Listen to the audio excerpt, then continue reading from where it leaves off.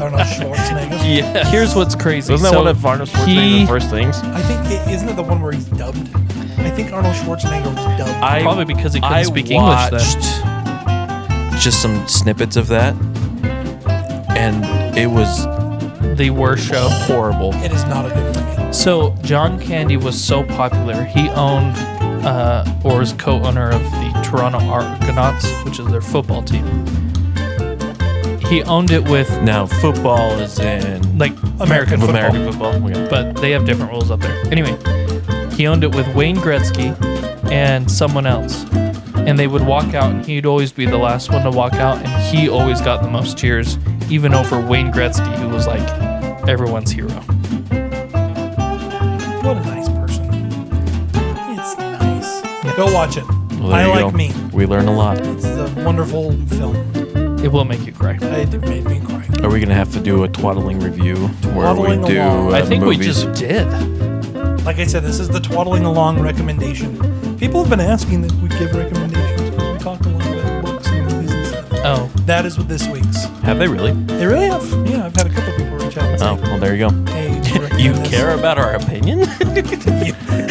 What are you? that's what we Thank should do. you. We You need should to do a be little careful. 15-minute segment that we post like later on in the week.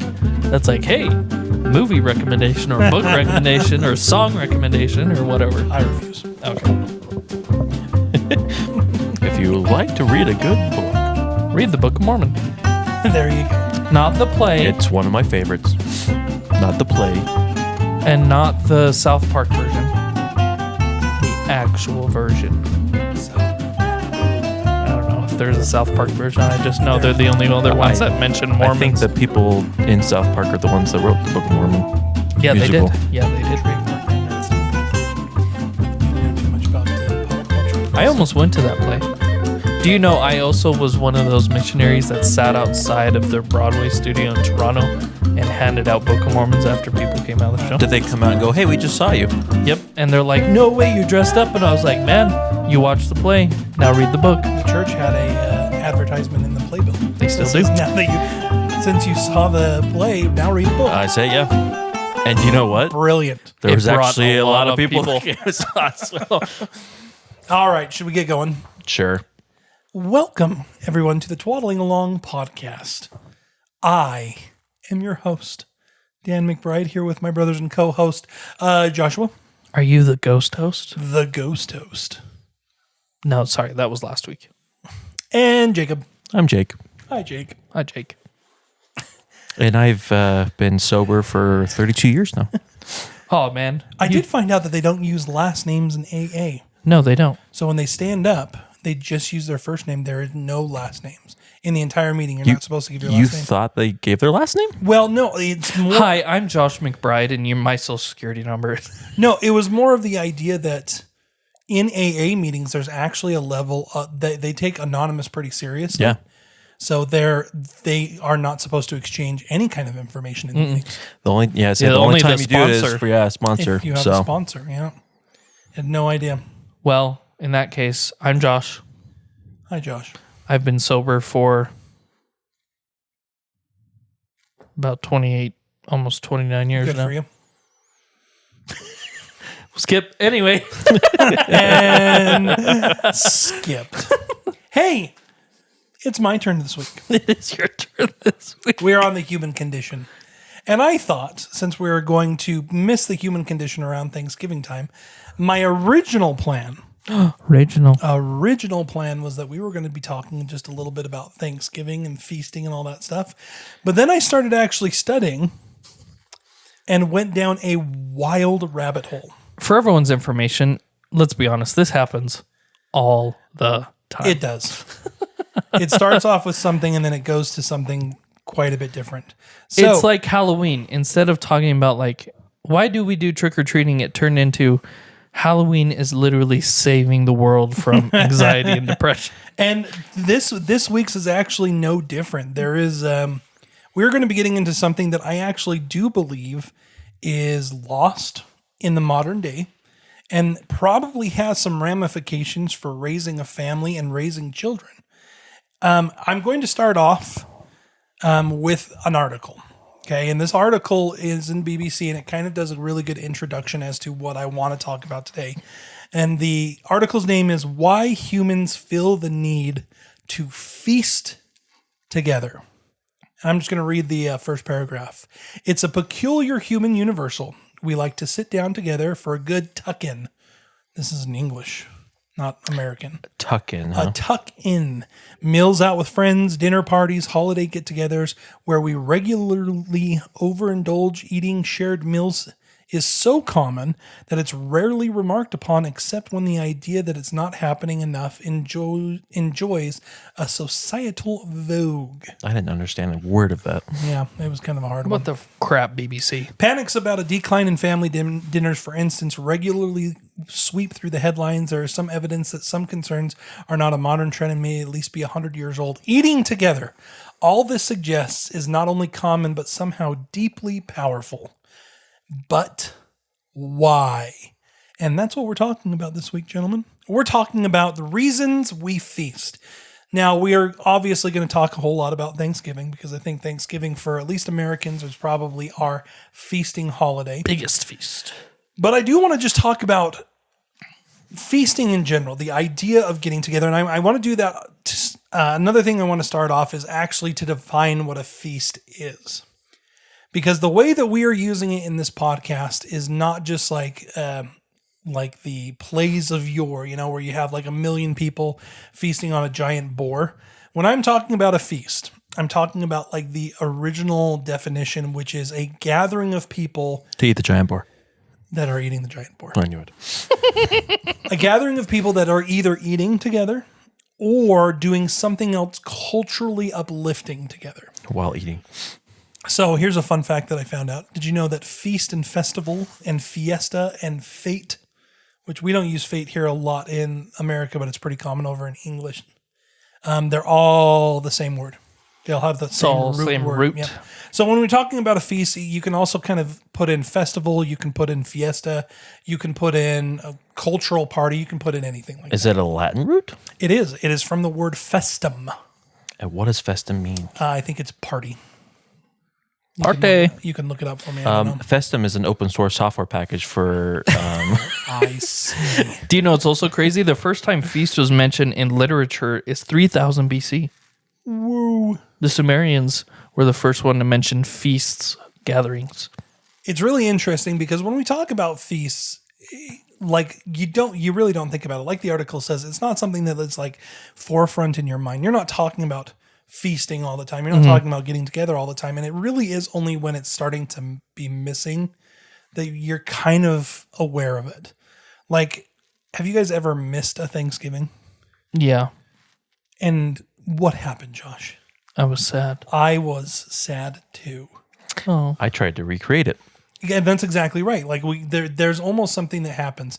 yeah. During COVID, I was gonna say COVID. We couldn't get together at Thanksgivings, Yeah. and so we tried it was a to big do thing. something, but Feasts used to be a much larger part of kind of the human condition, and even pretty darn recently. I'm going to go through just a couple of forgotten feasts that we used to do not that long ago, but don't. The Feast of Fools. Have you guys ever heard of this one? isn't that Hunchback? January 1st used to be what was called the Feast of Fools, where we would engage in a parody. We would wear masks. They would hold mock ceremonies. They would have low-ranking clergy. So like the low-ranking priests take on the high-ranking duties. They would kind of do, it was kind of a flip-flop. And as part of this, they would also have the huge gathering, and it was kind of a bacchanalian, like drinking, eating, enjoying each other's company.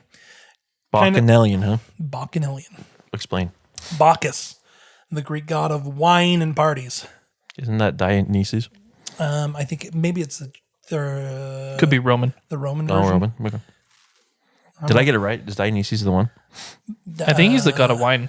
If I did, I'm so proud of myself. But while they're looking that up, that is the festival that starts in the Hunchback of Notre Dame in Disney. Yeah. And that's why the Hunchback came out, was because he was able to blend in. Yeah. Latin is Festum Stultorum for that. Feast of Fools. Yeah. Yeah, and Jake, you were correct. Dionysus. Dionysus. Dionysus was the Greek version. Bacchus is the Roman version. Bacchanalian and Dionysian mean the same thing. I'm kind of proud I'm of just myself. using Latin instead of Greek because obviously You I'm cultured. are. I'm cultured. You're cultured? I don't know. Were the Greeks that uncultured? Those stinking Spartans ruined everything for everyone. That's true. Another forgotten feast, Loyalty Day. This was actually in the United States. It happened on May 1st. You would gather together as a family and you would talk about how loyal you were to the United States. It was kind of a Cold War era. That's epic. You talked Patriotic about how holiday. loyal you were to the you United know how States, huh? Epic it was. I made an eagle screech when I saw the flag. I say we have a lot of people that feel that that's every day now. So, because that's, I see people waving stuff. Yeah, in the city Jake and I live in, you see a lot of trucks with like the biggest American flag held up to their. multiple. You know, Yeah. the funny thing is, And then they like, stop and it starts dragging on the floor, and you're like, guys, really? Yeah. When I first read this, I kind of went through and said, well, what was the big difference between the July 4th and Loyalty Day? And July 4th was a lot more focused on the Revolutionary War, a lot more of like the history of like the founding of the United States. And Loyalty Day kind of was just like stand for the flag, I'm an American. kind of, yeah. Oh, it was proclaimed by Dwight D. Eisenhower, so that kind of makes more sense Yeah, with the right in the middle of the Cold War. yeah. And after World War II, I mean, that's a lot of patriotic people, as they should have been. Mischief Night. Ooh. Mischief Night was the prank night before Halloween and was also when people would often get together to like start the festivities of Halloween, and they would actually have like it was almost like a boxed dinner. Oh, really? It was a lot of times when you would have your Halloween parties Oh, was on the Mischief Night. mischief. It is now, this is what it says, now highly discouraged. It was a night of pranks. Ooh. You would go around doing mischief. One of the very common ones is they would stick for sale signs in front of other people's houses. That's epic. Well, some of the stuff I talked about, that like the taking apart the wagon and then installing it or putting it back together on Which someone's I roof think and stuff. is Oh, a yeah. That was kind genius of that was idea. on the day Mischief of Mischief night. Day. Decoration Day. This is a Ooh. precursor to Memorial Day. It actually is the same day as Memorial Day, but it is more focused on grave decoration. And here's the interesting thing that we kind of have lost in Memorial. You would bring a picnic and have a big family gathering at the grave sites, and you would celebrate the dead. It was a lot more kind of like a All Saints Day. Yeah, like an All Saints Day, Dia de la Muerta. And I know that Kind of thing. few people, when I go to visit graves on Memorial Day, there are still families that do just that, where they Which is beautiful. sit in a circle around the grave or include the grave in the circle, so it's like almost including Isn't the that dead something? person. And I could be wrong, but I think I've seen a lot of Polynesian families kind Very, of do very that. much so, yeah. Yeah, I wonder if that's part of their culture. Comment if you're a Polynesian and that's something you do. Yeah. And if not, and I'm terribly wrong, please be nice. Candle Mass. Candle mass. Candlemas. Isn't that midnight mass? No, it's on February 1st. It's the Christian Feast of Light. It was a day where Christians would get together and they would gather. And I think it's somehow connected. I think it was when Jesus was presented at the temple. I could be wrong, though. Look that up for me, Jake. Feast of Light. Yeah, Candlemas. Anyways, It's a common name for the Jewish holiday Hanukkah. I think that's probably not it. wrong. this was eventually overshadowed by Groundhog's Day. Interesting. But this was much more of like a feast of an actual like gathering your family together. You would go to mass and then you would have, just like Christmas, you would actually have like a traditional dinner. Now, here's a fun fact about Groundhog's Day. Speaking of Groundhog's Day, did you know it was a feast to begin with? No. Do you know what they feasted on? Groundhogs? Groundhogs. Really? They 100%, they would go out and Oh my shoot the gosh. groundhogs and then eat them.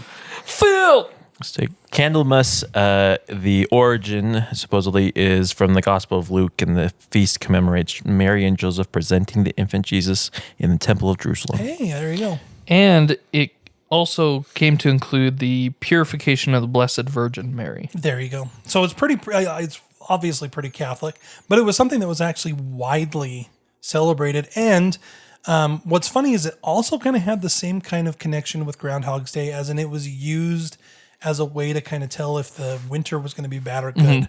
They actually had a saying, if Candlemas Day be fair and bright, winter will have another fight. Here's some interesting things. So in Mexico, they have tamales, and what they'll do is they'll put a figurine in tamale, and if you find it during the Epiphany celebrations, they are responsible for making tamales for the feast. Interesting. So it's like, hey, congratulations, here's a tamale. Oh, you have the figurine? Cook the rest of the tamales now, please. 12th night. 12th night. Is this the 12th day of Christmas? This is. Oh. It is. It happened on January 5th. It was considered the end of Yuletide of revelry and role reversal. So it's another one of those. Shakespearean comedy. It is. Now, here's the fun thing about this. Here We Go A-Wassailing is not a Christmas song. It is a 12th night song. Oh. It was really common for January 5th. You would actually go out and you would knock on doors and you would Sing. You would sing, you would have revelry, you would feast, you would drink with your neighbors. That's where the term wassailing came from. Is from the 12th night. Drinking a bunch of wassail and going door to door. For all of you who don't know what wassailing is, a movie that I would recommend is the Claymation Christmas. because the fat dinosaur has a hard time understanding what wassail is. There you go. He wants, here we go, a waffling. Yep. Which I always thought, like, look. Or when waddling. I don't know if this happened to you guys, but when you were kids, like, would you watch that and be like, oh, I want some, like, Yes, I want waffles. Some waffles. I want say some fruit. The waffles were the ones that I always wanted. Yep. See, and that's the thing about a lot of the kid shows. Like Winnie the Pooh ruined my perception of what honey would look like. I was like golden, something amazing, and then I saw honey for real, and I went, it's sap. Yeah. It's sap. It's just sap. It's sticky. So there's a lot of feasts that have kind of gone on the wayside, but there's still a lot of feasts that we do and festivals. You know, you got Diwali, you've got Carnival, you've got Ramadan, Christmas, Easter, Thanksgiving, both the U.S. and the Canadian, Hanukkah, Lunar New Year. We still have a lot of feasts, but it seems like in the modern day there's been a definitive change. We've moved away from feasting together. Yeah, I feel like a lot for of Super Bowl. So it's really interesting that you say that because I was reading I think I actually brought it with me, but there's a psychological white paper that says that there is what they call false feasts. And they include Super Bowl as one of them, because even though you are technically feasting, you're not engaging in conversation. Yeah, you're not engaging in what You're would just be like cussing culture. each other out because your team's losing. Totally. And there's also the other one that they put on a false feast is Valentine's Day. Really? That's true. And the reason is because it's not a gathering of people together. It's just you and another person. Oh, And it's but it's so nice. very commercialized. But it is very and nice that's what I was going to bring up is I think a lot of holidays nowadays are so commercialized. Like I'm trying to remember the movie where Christmas Story. They go to the restaurant on the Chinese restaurant. Yeah, where all of a sudden that's now a common like 100% thing for a lot of people. Yeah. And they actually talk about like commercialization and consumerism and just there's a whole lot of things in the world right now that are actually kind of bringing the idea of gathering people together away. I want to talk a little bit about the psychology of it. To do that, I want to talk. My favorite. I'm going to ask you guys about I'm going to ask you a couple questions, and then we'll get into things like social bonding and brain synchronization, conspiracy, and collective effervescence. Are you going to go over the hippocampus and olfactory stuff? No, but I would love to if I had time. Okay. You realize that everything you just said for the past 2 minutes went right over my head. Okay, here's a question. What is the very first feast that you remember as a child? And why was it so memorable? The very first feast. And remember that we're defining feast as a get-together. It can include food. Maybe it doesn't. You know, I would consider maybe like an Easter celebration where you're not necessarily eating food, though in our family you eat food and pretty much everything. I have two. Okay, go for it, Jake. So my first is Christmas breakfast. Oh, yes. So for those of you who are not from our family, on Christmas morning, we would go up to my maternal grandparents' house. And we would go, and usually we'd have presents exchanged and stuff, but then we would have food, and that included scones, breakfast potatoes, Casserole. sausage casserole. And grapefruit drink parfait thing. Yep. And so that one's one of the ones I think that for me, from my earliest memory, I can kind of always remember doing that. The other one is actually the 4th of July or 24th of July barbecues that we used to do with also the same family, where we would go up and then we'd all eat together, play together, and things like that. Interesting. What about you, Josh? Mine is actually not a holiday, but in our faith, there's a thing called Fast Sunday. And I don't know if you guys remember growing up, we used to go to our dad's side of the family on Fast Sunday down to Orem, and we would eat there. And for some reason, that's the one that's coming to mind. Like the earliest was going over to our grandparents' house and eating over there on Fast Sunday. Very interesting. Do you know why I remember that? Why? Because there was a bulletin board on the freeway that had a boat sticking out of it. And for years and years. For years. I don't think it's there anymore. Down in Utah No, it's County. not. But that's how I always remembered that we were getting close. And I remember that from like way, way early because our grandparents lived in Jerusalem until I was 2 or 3. And so it was right after that we started doing that. I said, and it's funny when you drive through, because when we used to drive through, do you remember that we'd always look out for that train that was on the mountainside? Oh, sure. And that is now all Houses. homes and houses, and like you can't even see the track. I don't think you see the tracks anymore or anything. No, So it is crazy. But yeah, that was probably my first feast. And we did eat, but a lot of that was chatting. We would get together in the living room and just I say because that was shortly after our grandparents came back from their worldly escapades. And like I said, world out when they were traveling They were out in there. Jerusalem. Yeah. and it was only for a short time because then they moved away. But like there was 2 or 3 years we did that, and I remember doing that. Isn't that wild? Okay. Is there a dish that instantly transport you to a specific time or place? Ooh, that's a good one. The one that it's funny, and it's not necessarily my favorite, but the one that will always take me back is potatoes and roast beef and peas.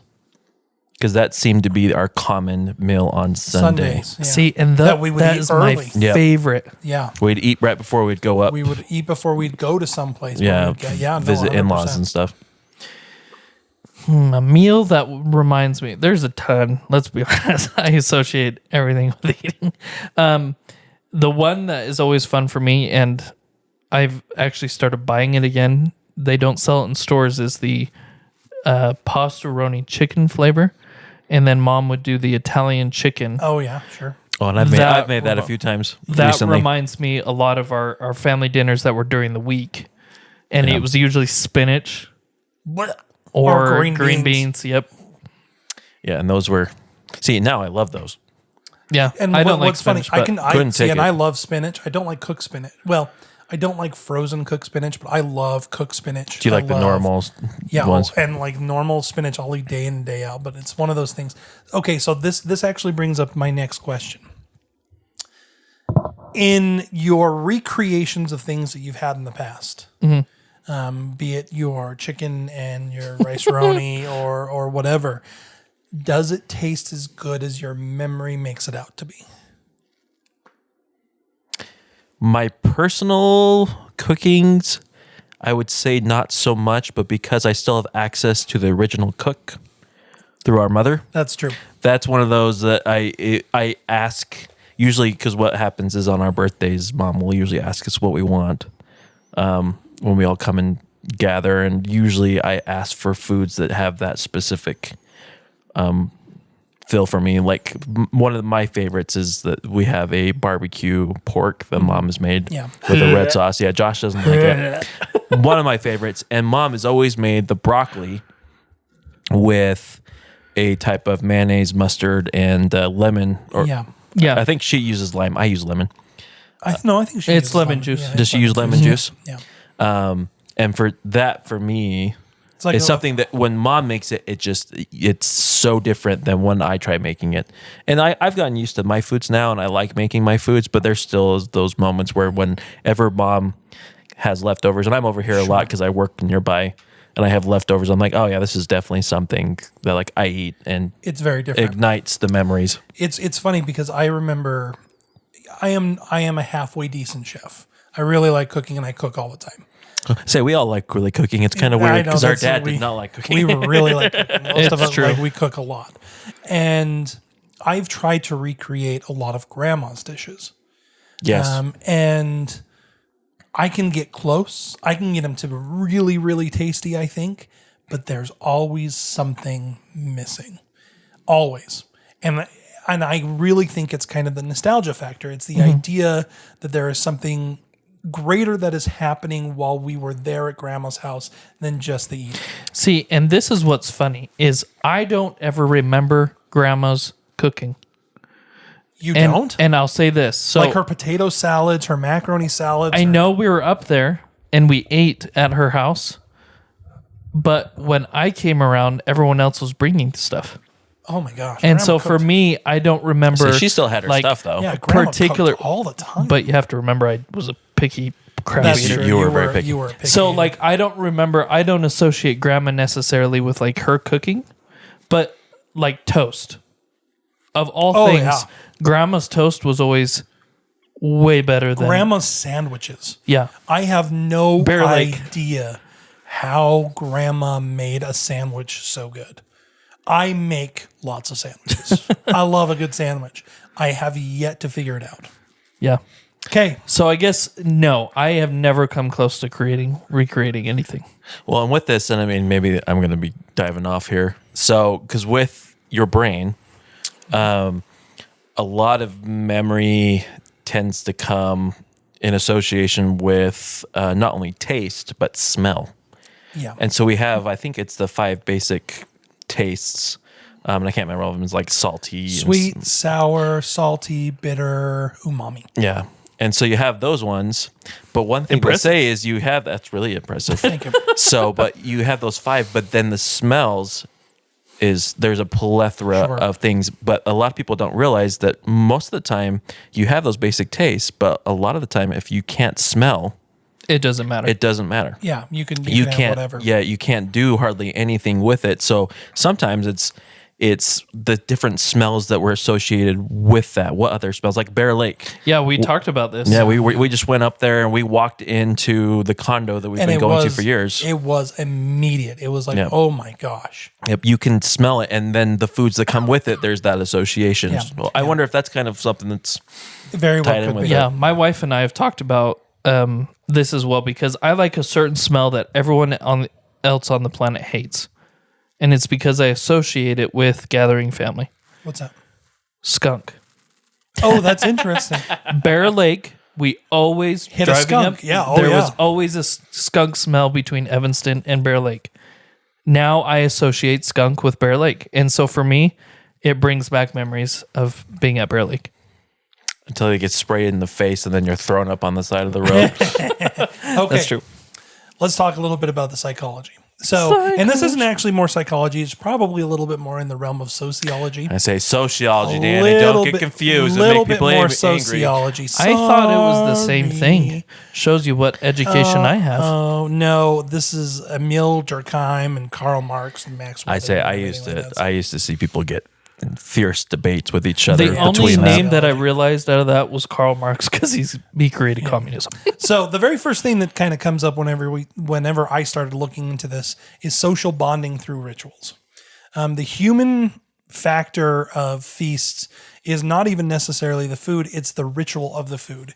And I was thinking about this in terms of like the way that we eat in times of celebration, there is kind of a ritualistic thing. There was, for Grandma and Grandpa Minson's house, you would gather around the big old brown table, and that's where you would pray. For Grandma and Grandpa McBride's house, they had the countertops, so we would all come. There's like a really kind of set almost of unspoken instruction. And because you are all doing this unspoken instruction together, there is an idea in sociology that it creates a sense of unity. They call it a synchronized behavior. It's probably kind of locked away in our evolutionary brain, but it's the idea that, if they're doing what I'm doing and enjoying what I'm enjoying, and we're in a place where there's not stress, that means that they are a friendly and not a foe. And I'm going to be honest, I was going to go way deep into this and talk about neural synchronization, which was kind of the psychology behind it. I'll give it to Jake later because I think it would make him excited, and it's really cool. I love talking about those. They talk about, in the one specific study they did, 176 3-person groups. And in these 3-person groups, they were given like a specific task or a specific game.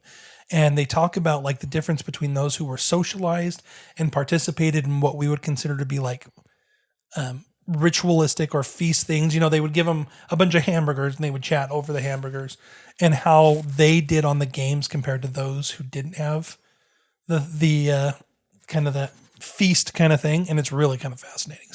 But I don't have time. Sorry. All right.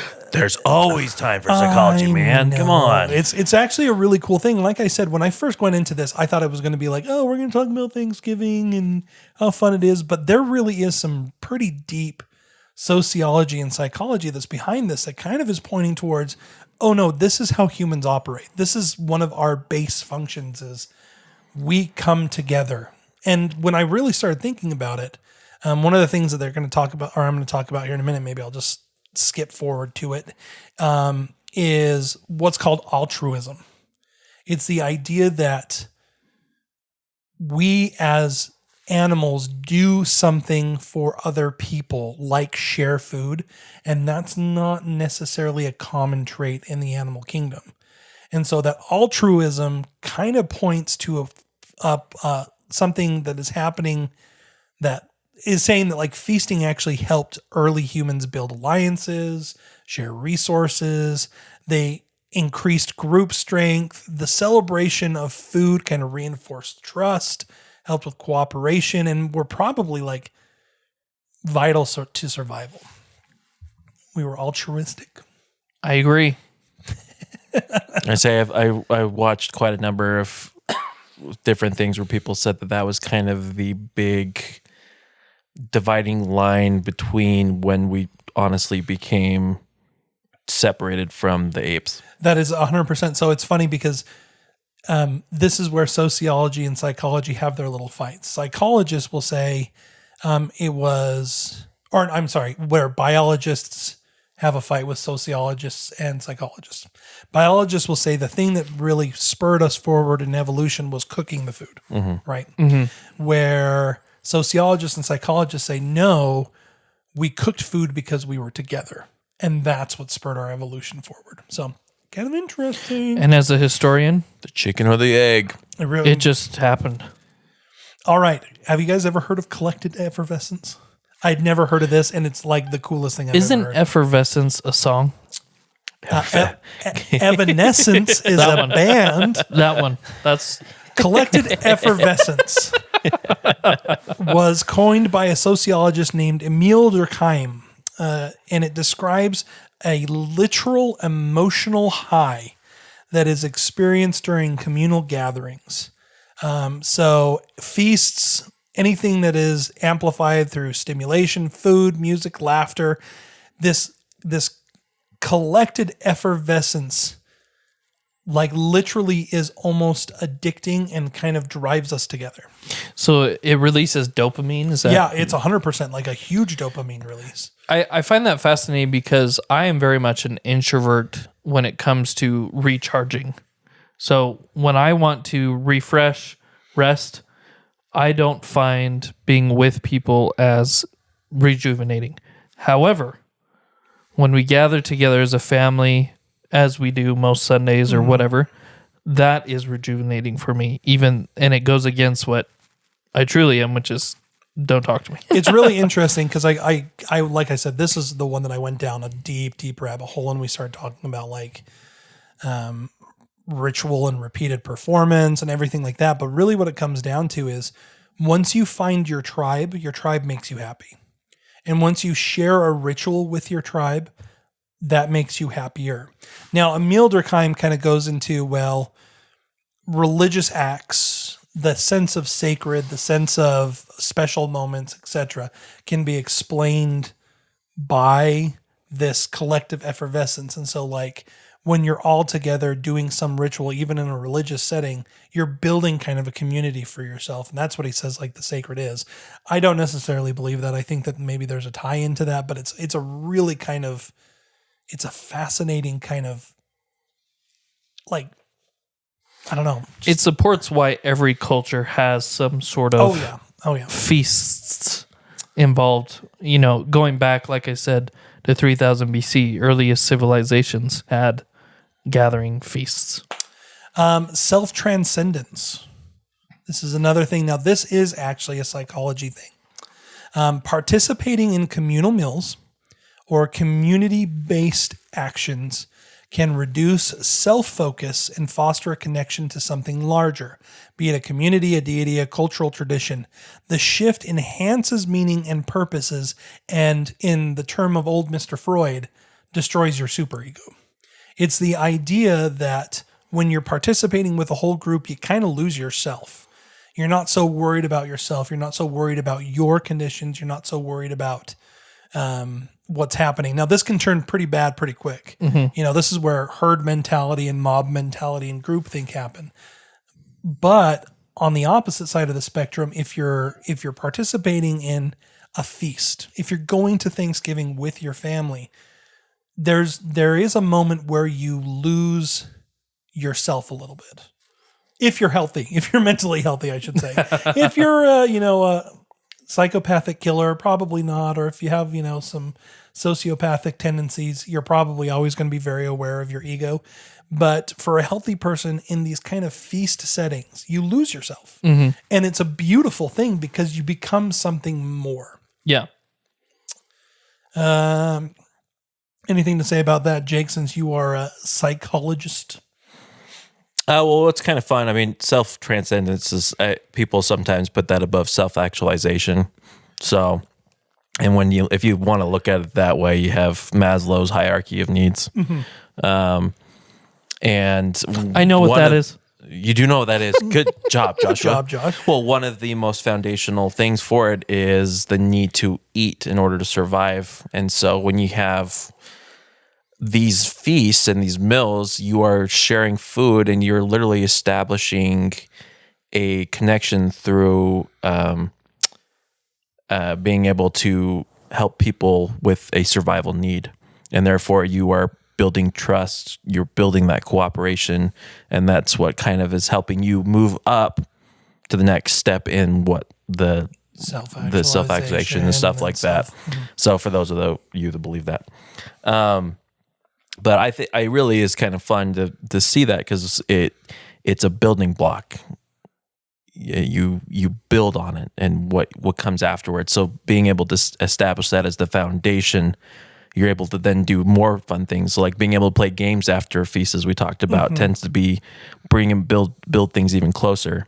And it's kind of interesting, and I'm sure we'll talk about it later, but I mean, with children, I mean, if you're allowing children to be in that environment early on, there's been studies that have shown that it lowers depression. Yep, that's actually the next thing that I was going to talk about. Then we'll hold off. We'll wait. No, I think it's great. It's fantastic. Segue. Emotional regulation and resilience. It's really, feasts often mark transitions that happen in real life. So mm-hmm. like we have it during births, we have it during death, we have it in victories, we have it, in big important emotional markers, but we also have it in just the mundane. And so when you gather to eat, there is structure that doesn't exist outside of when you are eating together. There's comfort, there's shared narrative. It's a very important thing in teaching children empathy and being able to actually teach them to have a conversation. There's some research out there that suggests that the youth mental health issues are reaching what they are considering to be like a tipping point in society, where it's kind of on the edge of collapse. Yeah, really. The CDC in 2021 reported that 42% of high school students experience persistent feelings of sadness, hopelessness, and that it affects their ability to participate in daily activities. And what's frightening is that 42% is up from 28% in 2011.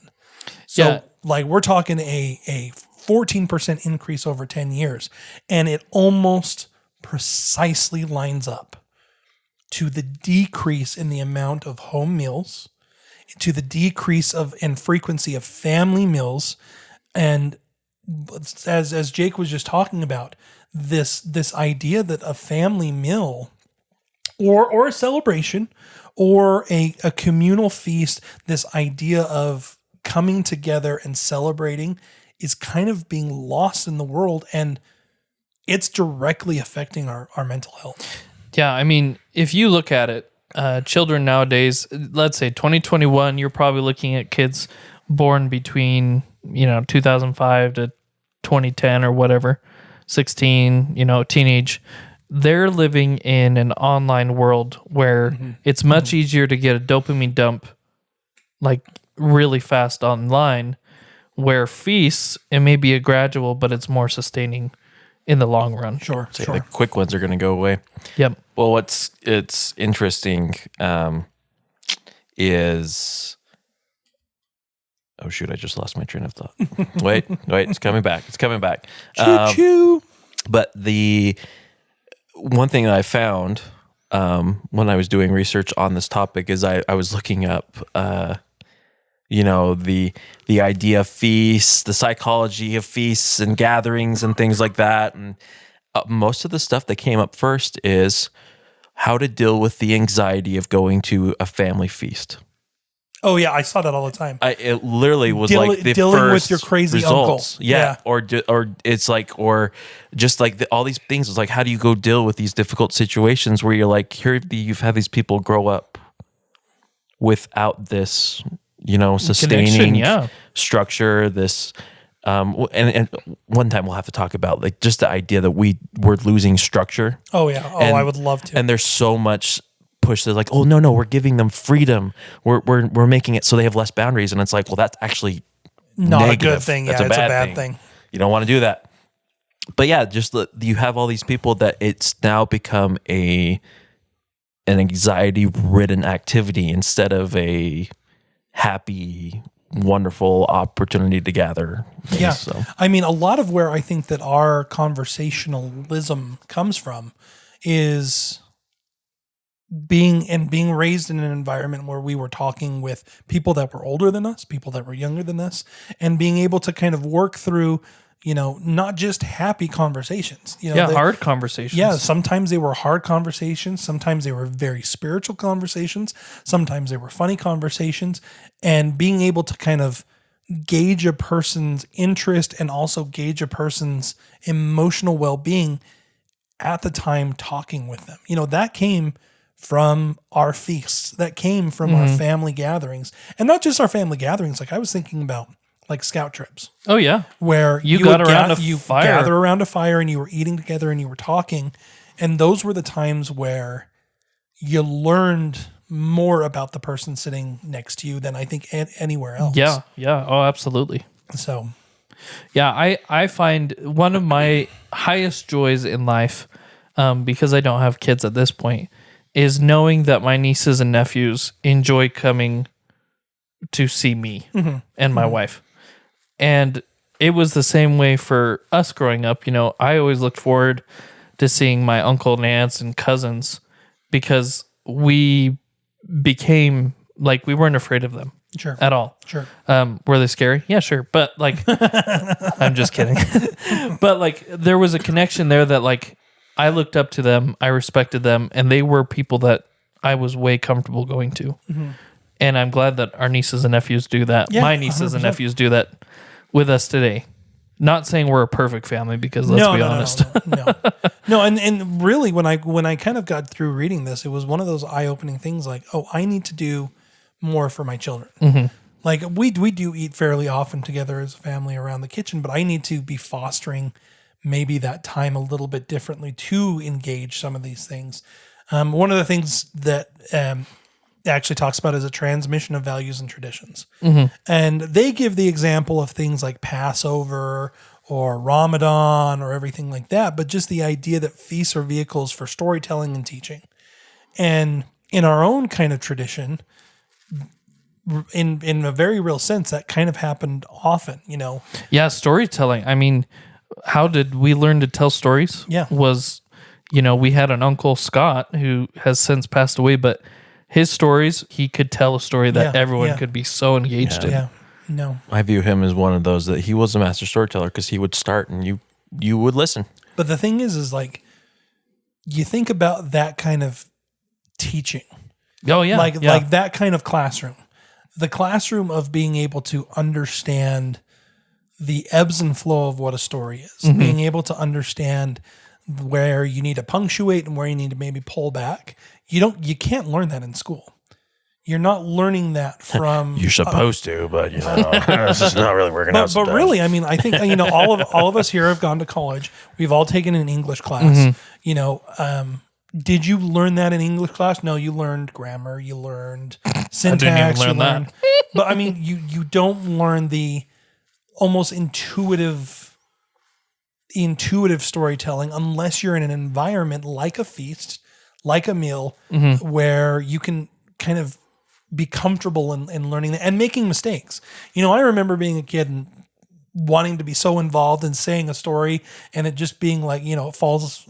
Everybody, they're like, oh, okay, that was awesome. Yeah, I find that interesting because your oldest son is going through this at this point where it's the transition of wanting to be part of that, our group of, the adults chatting.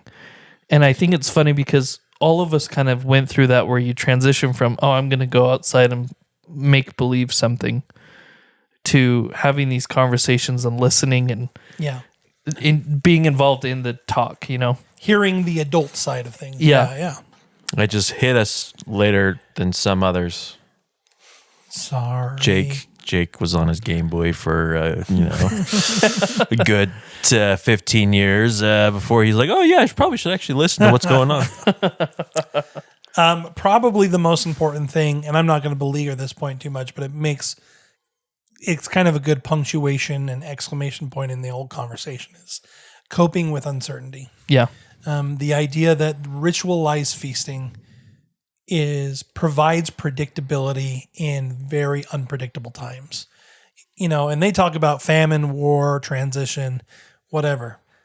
Just the idea that, I have a place to go where I can gather with people that I love and we can share a moment together where we can eat food, we can laugh, we can love. It takes you out of the world just enough that coping, that you can continue to cope. And what's interesting is that there was studies done on this one. The increase of people eating alone is substantial. And mm-hmm. I'm terrible at this because during the day at work and stuff, I do eat alone. Mm-hmm. I have access to people that I can go and eat with, and yet I find myself eating alone because I make excuses for myself. Yeah. I'm working, I'm answering emails, I'm doing these important things while I work because this is when I have to do it. And you lose out a little bit on shared experiences. Mm-hmm. And you do find that you can't cope. Yeah. So I'll share a personal story. Can I get personal for a second? Get a little personal. Ladies and gentlemen, let's get funny. This is not going to be funny whatsoever. This past year, my wife and I lost our child. Mm-hmm. We're getting personal. Real personal. You're getting personal. It was Christmas morning, mm-hmm. 3:00 in the morning. We were at the hospital when I called my mom and told her that stuff had gone down. Both my wife and I felt the best place that we could find peace and to be able to cope with what we were going through was not at home by ourselves, but it was at our family activities that were already planned that day. So instead of staying home and weeping, which we had plenty of time to do that, we went to our family activities, and it was the best thing for us because we could get the hugs, we can talk about the experience and be open about it. I mean, for heck's sake, I walked in here and I think both of you gave me a big hug and I cried and, all that fun, juicy, whatever. But it just goes to show if we were comfortable in that position to come to a family and that feast because that's where we knew we could be safe. Where a lot of people don't have that. And I think that's what's missing out in the world is they don't have people to turn to because they don't have that feast, the people of the feast. Well, they don't have their people. And I think that's one thing that I'm finding with this is the ritual is important. The food is important, but I think most important is finding that group where you can have those moments of solace. That's why we do a podcast. 100%. I would consider. I actually have that in my notes that in many ways the podcast for me acts like a feast. Yeah. Now, are we eating? No, only Josh. Oh, we should be eating. I know. I do. Amazing. Yeah, Josh what you has guys? some Pop-Tarts. Danny has to edit out a lot of times when I'm just chowing down. I say if it weren't for the fact that our mics would pick up all the chewing, I would be eating during this. It would be amazing. And Josh answered this question, but it's a question that I'll ask Jake. Have you ever been to a feast where the meaning mattered more than the menu? I mean, I am at a point now where that is a majority of the feasts. Because I mean, I can make the food myself at any time now, really. I know how to make it. I'm good at how to do it. But there is a definite difference in where I am when I'm without that sense of community, that sense of family and others. I mean, because it just going back to Josh's, story.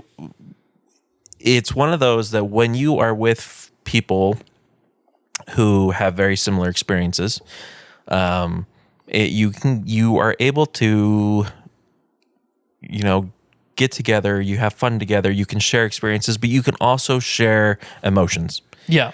Where with Josh's experience, I mean, Danny and I both have gone through that. Yeah, And it was one of those that it's sad, but then you find out that there's a lot more that have gone through it as you've experienced it, and suddenly you are a community. You are brought together, and you can experience, feel, and do all that together. And that often is created through what we've talked about. And so, for me, I really, when I come for Christmas dinner, or Christmas breakfast now, or some of our other things, even for Thanksgiving, the food's going to be great, but I'm not really necessarily there for just the food now. Right.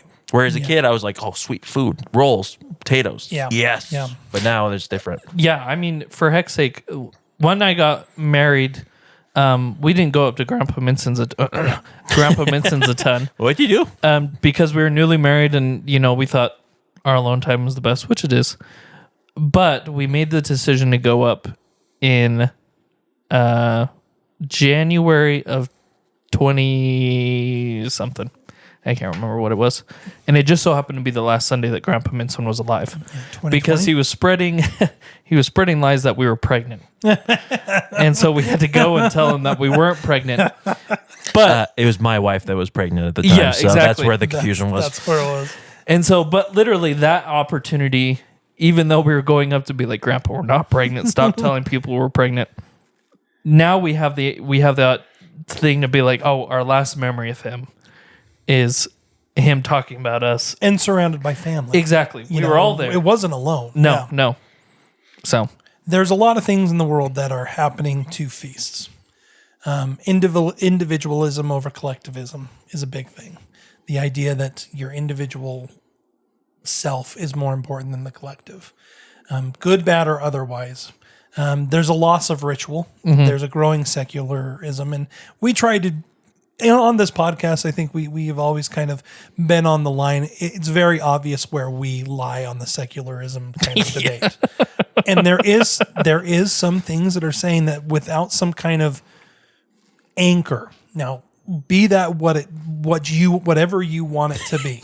I could just see Josh saying one word. 2 words, actually. I can see I 2 mean, he words. could say 2 words as well. But there is kind of a loss of ritual, and a lot of the places where I found my feasts are because of our religion. Yeah. It's because of the rituals that we were involved with there. There is emotional detachment. Eating alone is normalized. It's even glamorized in some cases, which is kind of ridiculous in my mind. Holidays have become shopping events, commercialism. The idea of a couple years ago when there was a news thing about people foregoing their Thanksgiving dinner to go and stand in a line on Black Friday. I didn't realize now how much that angered me. And reading this, I kind of Danny, I think it's just because you're old. Probably. But Christmas itself becoming more about the gifts instead of the gathering together as family. Food is a product, not a ritual. We consume. We don't actually have a ritual that's done with it. This is the brand-driven traditions is what I was talking about. Corporate campaigns shape how we feast, including the Super Bowl snacks and Valentine dinners.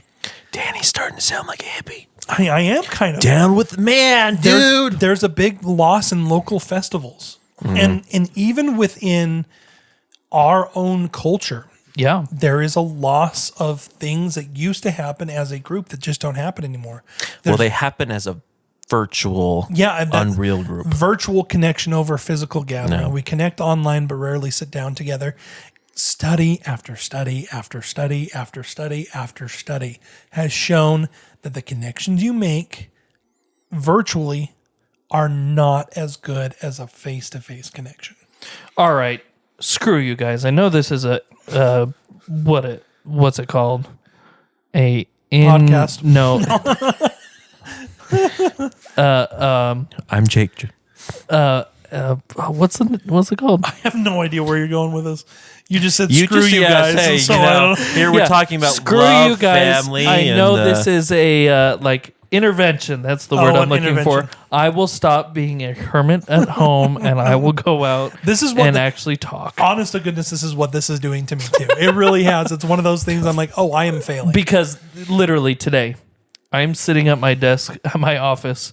My coworkers come by. Hey, Josh, want to go to lunch? No. And that was it. I didn't go to lunch with them. Let's see. I'm a punk. Oh, Josh, I feel it too. I do that too, but I do that to save money because I come and ransack mom and dad's fridge. Yeah. Now, this is one. I'm going to end on this one only because I think it's kind of funny. And then we're going to do final thoughts. But for final thoughts, I actually have a question that I'm going to give you. Question. The last one on my list of why things are going bad, streaming culture.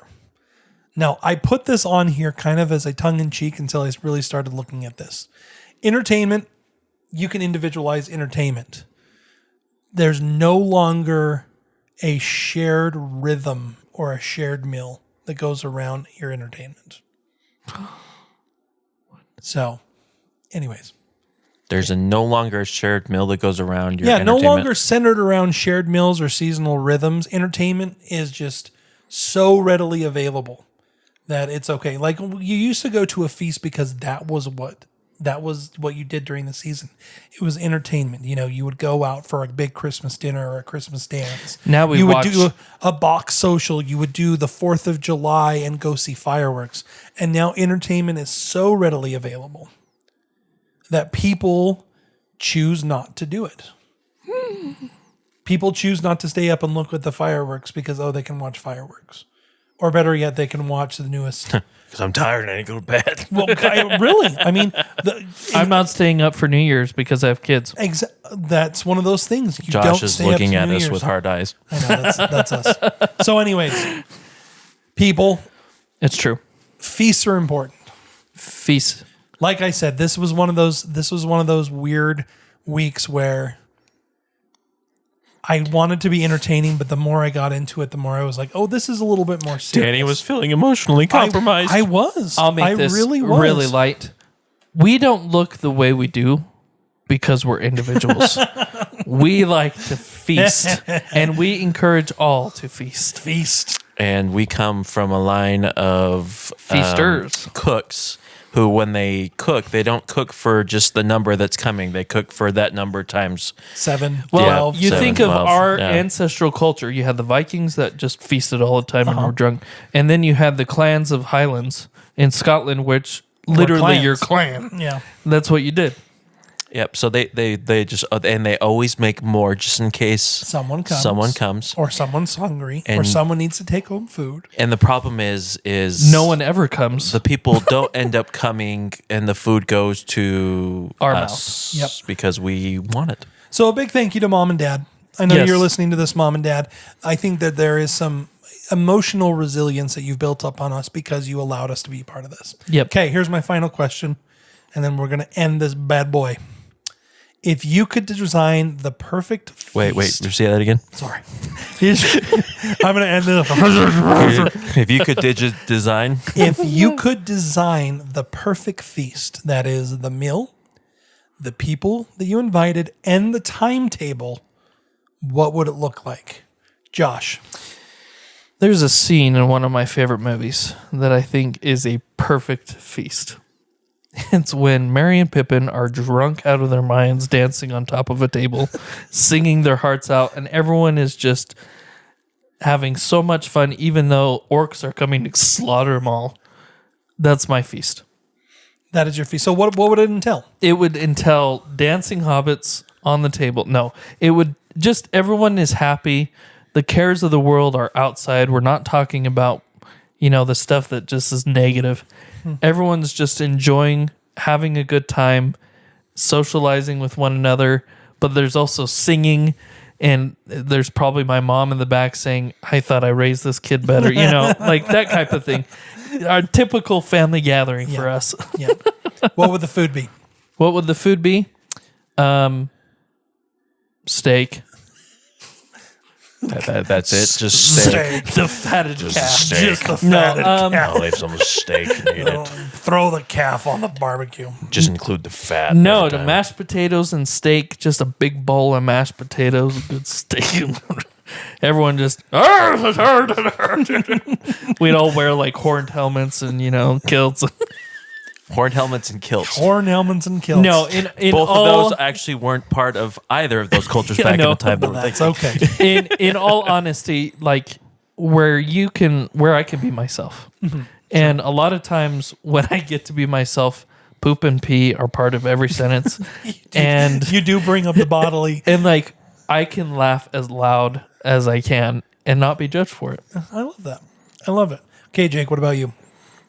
There's a scene in Jake's favorite movie. There's a scene in my favorite movie. See, if you're going to open the door, when my wife and I went to Hawaii, we went to the Polynesian Culture Center, and they had a buffet. Now, this buffet It's a Hawaiian buffet. was amazing. They had a whole table of just chicken related recipes. They had a whole table of pork related recipes, beef related recipes. They had fish related recipes. I had Filipino food, Hawaiian food, European food. I had everything. I would love that. And you guys can be there with me. Oh, I was going to ask, what about the people? But I'll be the hula dancer. If I Jake's could like, have, I just if I want the could Hawaiian have, buffet. Seriously, I just want everything. So, because when I was in the Philippines, my second Thanksgiving, so the Thanksgiving before I came home, I got together, and over there, like, they don't really celebrate Thanksgiving just because, we have a little bit different here. But we had a guy from America come, who was going to be getting married to one of the family's daughters. And he came over to me. He just said, hey, he says, I've convinced them we're going to do a Filipino feast, but I'm going to cook turkey and potatoes. And so I had like this gigantic banana leaf, and I had turkey, potatoes, rolls, and just the normal American Thanksgiving stuff. And then the other side, I had adobo, chicken curry, rice, and it was just amazing. So if you give me an option, I'm going to eat everything. And as long as I have good company, I'm set. So do you know what I realized? there's a culture that just gets it right. And it was the culture Jake mentioned. The Polynesians. The Polynesians just get They it right. understand. For me, my perfect meal with the what I would consider be the perfect feast. Salad. No. It would be no, not this gentleman. Salad. It would be a Thanksgiving meal. It would be everything that you could imagine makes a perfect Thanksgiving meal, from a couple kinds of stuffing, potatoes, all the different kinds of pies. It would be a long table in a warm room that's been decorated with colors, and the lighting is low, and it's surrounded by everybody who I've ever Ooh, loved. the lighting's low. Josh gets on the table. No, I'm really not that kind of low lighting, Josh. We're talking candlelight. I know. This just got way more adult. Seriously. I had to bring up the mood, if you know what I mean. No, but it would be surrounded by surrounded by everybody that I love. You know, Yeah. my family, those who have passed on, my friends, everybody. That is my perfect meal, and it would be done during Thanksgiving. Yeah. It would be a cold Thanksgiving outside, where even if there was snow on the ground, but you're warm inside, and you're. Do we have a fire going inside? There's a fire. Oh, okay. There has to be a fire. And you have to have someone telling stories next to the fire. yes, either a cowboy poet, Ooh. because that cowboy poetry is amazing, or someone that's just reading a little Shakespeare. No. No. Do you know who? Come on. Do you know who needs to be sitting there? The grandma from Garfield. That's true. In a rocking chair? Yep, in a rocking chair. I just need a good. I don't even need to interact with the person. I just want someone that's. I need Craig Talking. Ferguson or Billy Connolly telling stories. I would take Outrageous, highly inappropriate. a Stephen Fry. I could do a Stephen Fry. I could do a Stephen Stephen Fry. Fry. I could do a Stephen Fry. Especially if he's reading his mythology book. Yes. Yeah, that would be awesome. Have you listened to that I one? haven't listened, but I've read it's- snippets. Excellent. So that's the end. We There you have go. come to the end of this podcast, people. If anything, hopefully this inspires you to maybe yeah, hopefully you're not crying right now. find your people. Find your people. Put something together, even if it's nothing but rice and beans, and you're just bringing them over. I think that that's enough, and I think that there will be. You might be scared, you might be apprehensive, you might have anxiety, you might have everything that's going on in doing this. But when it happens, you're going to find a level of contentment, maybe even a level of joy that you might not have known you could have. So, You know what, everybody? Just go give someone a hug. or you can go give someone a. And Next tell time, them we're going that to you talk love 'em. about the coping mechanisms you can use in social anxiety situations. I need it. Actually, we are off. We are off. We next are week. off next week. We will Bless be us. coming back middle of November with history. And guess who has history? It's me. Oh, good. I was like, oh, wait, do I have to do it? But I remember I did it No. last time. Yeah, I've got something a brewing. It has to do with a book that I'm reading right now. So maybe I'll even. Have Oh, a it's book, about to be like, you don't even know what you're going to talk No, about. I do. Okay. I was trying to remember. Wait, is it the? No, the book you guys saw me reading was Stephen King. So Yeah, that's what I was like. Are we doing the history of Stephen King? history of Stephen King. No, it's a different book that I'm reading. I read a couple books at the same time. How can you do that? I don't know. Speaking of that, Yeah.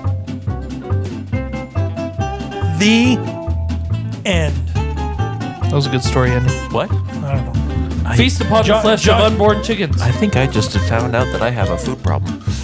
So do I. And so I'm fat. Eating disorders. We'll talk about it. I